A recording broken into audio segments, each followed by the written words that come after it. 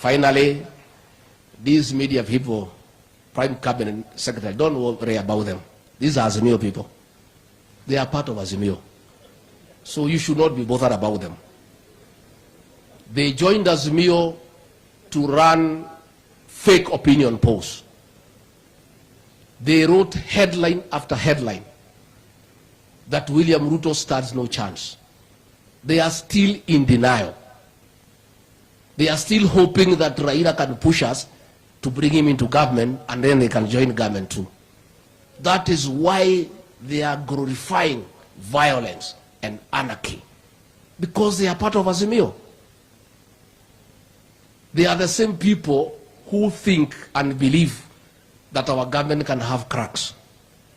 They are ones behind the narrative. They are the ones who are behind the narrative that Deputy President and Musalia Mudavadi have a conflict. These same people. A false narrative, nonsense. Musalia Mudavadi and I have come a long way. When I was personal assistant to President Uhuru Kenyatta, and he was his vice presidential nominee, we worked together. I've eaten food in his house many times. I've spent many nights there. Sisi ni kama chanda na pete. So nyinyi watu ya magazeti, kama mnangojea hii serikali ya William Ruto isabaratike, you will wait for a long time. I've even them seeing, because I had a meeting on Sunday with our security chiefs, and Professor Kindiki, we had sent him to North Rift to deal with the bandit, and he was not able to come to meeting. This same media trying to create a narrative that there is a problem. Nyinyi watu ya Azimio mwachana na sisi. Mungoje tuonane na nyinyi 2027. You join that Azimio brigade and your fellows tukutane kwa debe. Na msitusie sisi uoga. You wrote all headlines against us. You demeaned President William Ruto. You called him a thief. You wrote anything bad you can never write about anybody. But the people of Kenya ignored you and elected him as president.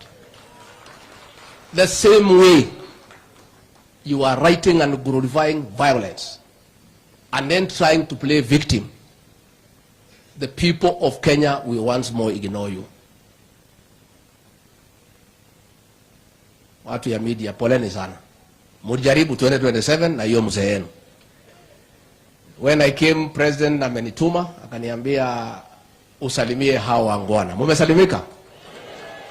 Na akaniambia hata kama mnaenda maombi, sisi tunaelewa mambo ya kanisa, lazima tujenge kanisa.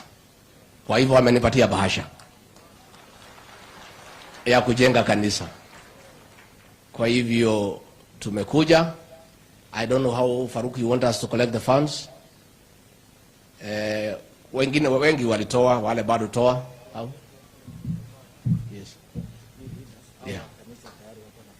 Yeah. Kanisa wako na milioni 4, wapigie kofi. Haya, leta hiyo. President William Samoei Ruto, rafiki wenu, amenituma na shilingi milioni 3.